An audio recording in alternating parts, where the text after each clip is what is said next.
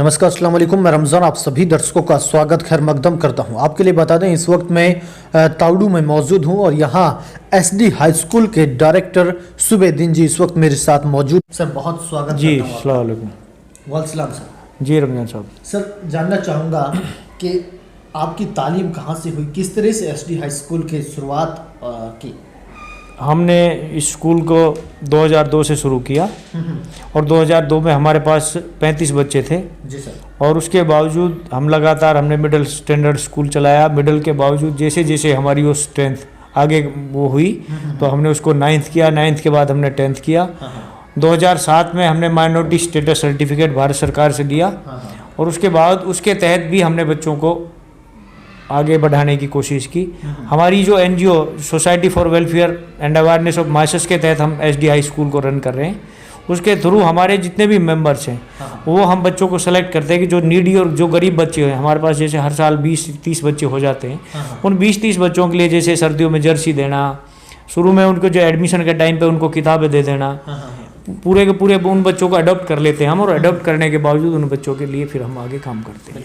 Sir, थोड़ा सा मैं आपका बैकग्राउंड भी जानना चाहूँगा सर, किस तरह से रहा है सर अपना सफ़र? मेरा सफ़र ये रहा है कि मैंने अपनी जो भी तालीम है वो सारी की सारी अपने सरकारी स्कूल से तालीम हासिल की है। मैं एक बिल्कुल मध्यम से भी नीचे के दर्जे के परिवार से बिलोंग करता हूँ और उसके बावजूद 4 भाई हैं हम। 4 भाइयों में मैं सब मतलब मेरे से 2 छोटे हैं, एक बड़ा है। मेहनत मजदूरी करके उन्होंने मुझे पढ़ाया और पढ़ाने के बावजूद यहाँ तक वो किया। उसके बावजूद मेरा अब ये फ़र्ज़ है कि मैं भी उनको साथ लेके चलूँ। हमारी जॉइंट फैमिली है, सभी साथ रहते हैं आराम से, माँ बाप हैं। और उसके बावजूद फिर हमने अपने स्कूल को रन कर रहे हैं जिस तरीके से भी। अपनी अपनी जिम्मेवारियाँ हैं, वो भाई गाड़ियाँ वगैरह देखते हैं और मैं अपना स्कूल देखता हूँ। सर, कभी गवर्नमेंट जॉब के लिए भी मन किया? गवर्नमेंट जॉब के लिए कई बार ट्राई किया लेकिन बस किस्मत अच्छी नहीं थी एक भाई। सर, अब एसडी हाई स्कूल तरक्की 2016 में मेरे को राइट साइड में किडनी में कैंसर हो गया था। उसके बाद मैंने उसको ऑपरेट कराया, अब लीवर इफेक्टेड है। बस अल्लाह के करम से बैठे हैं, बस आना जाना सब चल ही रहा है, दुरुस्त है। बाकी इसकी वजह से भी मुझे काफ़ी झटके लगे हैं। स्कूल के लिए भी बहुत बड़ा नुकसान हुआ है इस चीज़ का कि भाई लास्ट ईयर हमारे 10वीं की परमानेंट मान्यता मिल गई है, 12वीं की हमारे पास टेम्परेरी है। और माइनॉरिटी के थ्रू हमारी कोशिश ये होती है कि हमारे पास जो भी बच्चा पढ़ रहा है वो मतलब लो फीस में, वो अगर 10,000 रुपये दे रहा है तो 9,000 रुपये के करीब उसको गवर्नमेंट से वो हो जाते। तो हमारे पास तो बच्चे मिनिमम मैक्सिमम ये है कि अगर बच्चा आ जाए तो उसका पढ़ाई का खर्च 0 होता है। कोशिश फिर उसके बाद हमारी ये होती है कि वो बच्चा यहाँ से कुछ सीख के जाए। बच्चों में हमारे कई बच्चे MBBS में भी सिलेक्ट हुए हैं। अभी हाल ही में धुलावट से एक शकील नाम का एक लड़का है, उसका सारा कुछ अब कंप्लीट करके और उसकी ट्रेनिंग एम्स में चल रही है। कई बच्चे इंजीनियरिंग में भी हैं और अच्छे मतलब वो कर रहे हैं। बच्चे 5 हैं मेरे। सबसे बड़ी बेटी है वो गवर्नमेंट जॉब में है, स्टाफ नर्स है। छोटा बेटा मेरा D फार्मेसी किया है, अब उसके बाद अब उसका B में एडमिशन करा रखा है, वो अपना वो पढ़ रहा है। बाकी छोटी बेटी है वो BSc नर्सिंग कर रही है। छोटा एक और बेटा है वो +2 में है। तो इस तरीके से बच्चों को सारे बच्चे मतलब लड़कियां जो भी हैं हमारे घर में, कोई लड़की ऐसी नहीं है जो +2 ना हो। साथ साथ के हम दूसरों की शिक्षा के साथ साथ हम अपनी भी शिक्षा के ऊपर ध्यान दे रहे हैं कि भाई हम लड़कियों के लिए, लड़कियां जो भी होती हैं हमारे पास, शुरू से हमने जब से स्कूल रन किया है आज तक जो भी गर्ल्स हमारे पास पढ़ती हैं उनके लिए फ्री ऑफ कॉस्ट है। चाहे वो हमारी संख्या 100 हो या आज भी हमारे पास 103 के करीब लड़कियां हैं इस सेशन में। टोटली हमारे पास फ्री ऑफ कॉस्ट है, उनका कोई चार्ज हम नहीं लेते। सर, पेरेंट्स से कभी मीटिंग करते हैं इस चीज़ के लिए कि भाई जब पीटीएम हम करते हैं, लेकिन हमारे यहाँ पे सबसे बड़ा रास्ता ये होता है कि अगर हम माँ बाप के सामने इन चीज़ों को लेके बैठते हैं, आपके बच्चे की कमी ये है, मतलब वो पेरेंट्स ही जागरूक नहीं है। सबसे बड़ी बात ये है पेरेंट्स के अंदर जागरूकता का बहुत अभाव है। और अगर पेरेंट्स जागरूक हो तो हम वो दिन दूर नहीं कि हम उन स्कूलों को भी टक्कर दे सकते हैं कि जो अपने आप में कि स्कूल के नाम पे बहुत बड़ी लूट खसूट करते हैं। और हम यहाँ 10,000 रुपये में हम पेरेंट्स अगर हमें कोऑपरेट करें, हम 10,000 रुपये में हम उनको उसके बराबर की शिक्षा दे सकते हैं, बशर्ते कि पेरेंट्स। हमारे पास तो लगभग 100 के 100% पेरेंट्स ऐसे आते हैं कि दाखिला करवाने भी कोई अड़ोस पड़ोस से आ गया, ठीक है कोई बात नहीं। उसके बावजूद साल तक 2 साल तक हमें ये पता नहीं होता कि इसका पेरेंट्स कौन है, पता ही नहीं होता।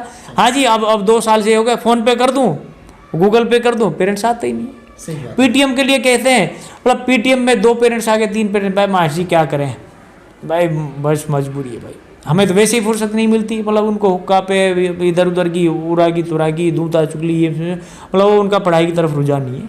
ना तो अगर वो चाहें तो बहुत कुछ हो सकता है। स्कूल केवल अकेला कुछ नहीं कर सकता, हमारे पास तो बच्चा 6 घंटे रहता है।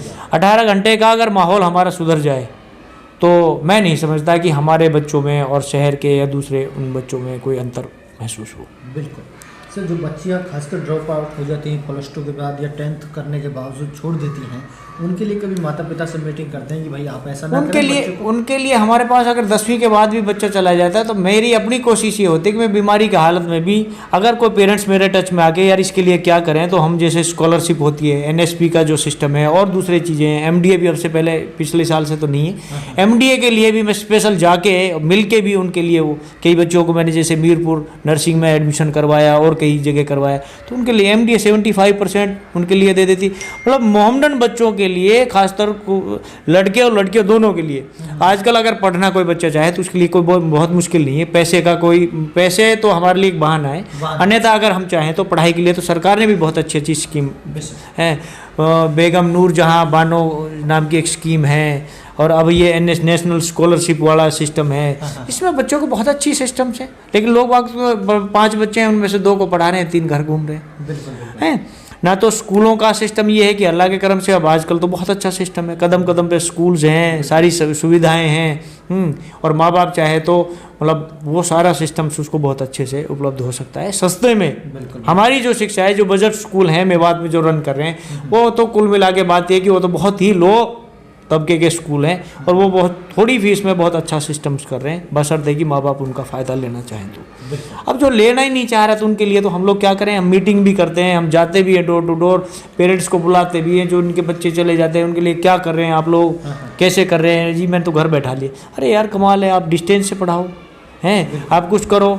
और फिर हमारा तो एक नारा भी है, हम कई बार उसमें करते हैं अपनी सोसाइटी के थ्रू, कई बार प्रोग्राम्स वगैरह जो करते हैं, भाई पढ़ेंगी तो आगे बढ़ेंगी लड़कियां। और इन लोगों का जो सिस्टम्स हमारी कम्युनिटी का होते हैं, अरे स्कूल जाएंगी तो बिगड़ जाएंगी, जबकि गलत है। ये 100 की 100% गलत है। स्कूल जाने से बिगड़ता नहीं है बच्चा, सुधरता है। उसको पाकी नापाकी अच्छाई बुराई का ज्ञान होता है, जबकि अनपढ़ लड़कियां, अनपढ़ लेडीज तो बहुत कुछ गलत काम कर रही है। बिल्कुल। तो मेरा ये मानना बिल्कुल वो है कि भाई स्कूल जाएंगी तो बिगड़ जाएंगी। ये मेरा उन सब लोगों के लिए आह्वान है कि भाई ऐसा हमारा जो सोच है वो बिल्कुल गलत है। हमें बेटियों को भी बेटों के बराबर समझना चाहिए, और जब तक गर्ल्स एजुकेशन को हम बढ़ावा नहीं देंगे तब तक हमारा ये काम सारा अच्छे से नहीं चल पाएगा। क्योंकि अगर हमारे घरों में ही तालीम का सिस्टम अच्छा नहीं होगा तो हम बच्चों को क्या तालीम देंगे। तो मेरा तो मुख्य फोकस हमारे स्कूल का, हमारी सोसाइटी का और हमारा अपना व्यक्तिगत तौर पे फोकस ये है कि हम जितनी भी ज़्यादा से ज़्यादा अवेयर कर सकें, लड़कियों को पढ़ाने के लिए हम जितना ज़्यादा ध्यान देंगे, मतलब वो सारा। बाकी तो अल्लाह का फजल है, सारा मामला चलता रहेगा जैसे भी है। हाँ सर, SD हाई स्कूल के जो स्कूल के अगर पेरेंट्स को एडमिशन लेना चाहे, अपने बच्चों को दिलाना चाहे, तो किस तरह की सुविधाएं हैं सर स्कूल में? हमारा एडमिशन के लिए ये है कि हम एडमिशन के नाम पे कोई चार्ज नहीं लेते। हम कोविड के उसमें तो हमने पिछली साल भी जैसे 5 महीने की फीस छोड़ी थी, 7 महीने की ली थी। इस दौरान हमने जुलाई से, अगर बच्चे हाई सेक्शन के बच्चे शुरू हैं तो हमने हाई सेक्शन की जुलाई से लिए। जब गवर्नमेंट जैसे जैसे अगस्त से गवर्नमेंट ने दूसरे क्लासेस को शुरू किया है, अगस्त की हमने उनके लिए। और अब भी अगर कोई बच्चा आ रहा है तो हम इस महीने से उनकी फ़ीस ले रहे हैं। वहाँ पे भी अगर कहीं कोई रिलैक्सेशन देने की कहीं बात आ रही है तो हम पूरी तरीके से दिल खोल के उस पेरेंट्स का स्वागत करें कि आप आइए, अपने बच्चों को पढ़ाओ, और पढ़ाई के मामले में, पैसे के मामले में आपको कोई दिक्कत नहीं आएगी। हम हर तरीके का समझौता कर लेते हैं लोगों के साथ। स्कूल में क्या क्या सुविधाएं हैं सर बच्चों? स्कूल के अंदर अपना प्लेग्राउंड है, कंप्यूटर का अच्छा सिस्टम्स है, उर्दू के लिए भी हमारे पास हाफजी लगाए हुए हैं। एक्स्ट्रा क्लासेस के लिए भी हम टीचर्स को अलग से भी हम अडोप्ट करते हैं कि भाई इन बच्चों के लिए, क्योंकि हमारे पास लगभग 99% स्ट्रेंथ जो मेओ की है, मोहम्मदन बच्चे हैं, गांव के बच्चे हैं। और गांव के बच्चों को तो मुझे पता है कि गांव के में माहौल नहीं होता है, पेरेंट्स भी अनपढ़ हैं, तो उनके लिए हमारी कोशिश ये होती है हम ज़्यादा से ज़्यादा वर्क उनका स्कूल में करा के भेजें, ताकि मतलब बच्चों को कोई दिक्कत ना हो। आगे हमारी कोशिश ये है कि आगे अगर सारा मामला ठीक रहा, कोविड की वजह से बहुत बड़ा झटका है स्कूल के लिए, हम फाइनेंशियल बहुत कमज़ोर हुए हैं, उस मामले में अगर आगे सब कुछ ठीक रहा तो हम और कुछ भी, मतलब जैसे उर्दू के लिए स्पेशल डिप्लोमा कोर्सेज वगैरह या एक साल का, उसके लिए हमारी फ़ाइल वगैरह सारी भेजे रखी है हमने।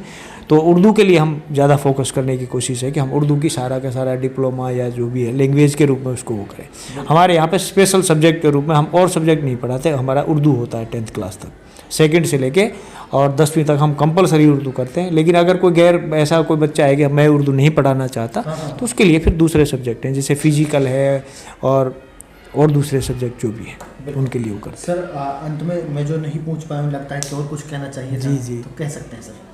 नहीं, ऐसी कोई बात नहीं है। आपने लगभग मेरे को जो लगा कि भाई हमें क्या करना चाहिए और हम क्या कर रहे हैं वो मैंने लगभग बताया है। और उसके बावजूद भी हमारी कोशिश ये है कि अगर हम लोग सारे ही जागरूक हो जाएं और तो कुल मिला के ये है कि वो दिन दूर नहीं कि हम उन्नति ना करें। मेरे अपने मतलब एक ताऊ की लड़की है, उसके 4 बच्चे हैं, उनमें एक IAS है, एक SDO है, एक JE है, एक सॉफ्टवेयर इंजीनियर है, वो ऑस्ट्रेलिया में। तो मतलब ऐसा नहीं है। मेरी भांजी है उसके जज के घर में तैयब सिकरावा से। तो ऐसा कुछ नहीं है कि मतलब मेवों के अंदर कोई प्रतिभाएं नहीं है, बशर्ते कि उनको निखारने की ज़रूरत है। अब निखारने के लिए जैसे अरावली फिरोजपुर में है, हसन साहब ने जो वो किया है, मतलब अच्छे इदारे भी शिक्षा के हैं, तो उन लोगों को भी हमें कोऑपरेट करना चाहिए, हमारी कम्युनिटी को भी कोऑपरेट करना चाहिए कि हमें दिल्ली गुड़गांव भेजने की बजाय हमारे जो फोकस होना चाहिए वो मेवात के अंदर होना चाहिए, ताकि मेवात के अंदर तालीम का एक अच्छा सा सिस्टम बने। पढ़े लिखे लोगों के लिए मेरा एक आह्वान है कि हम लोग मेवात के लिए वर्क करें, हम मेवात के लिए काम करें, मेवात में रह के काम करें और अब उनके लिए भी हम एक मार्गदर्शन के रूप में मार्गदर्शक बने कि भाई हम लोग भी यहाँ रह के अच्छा काम करें, तो आप लोग भी ऐसा काम करें। बहुत बहुत शुक्रिया सर अपना कीमती। बहुत बहुत शुक्रिया, थैंक यू।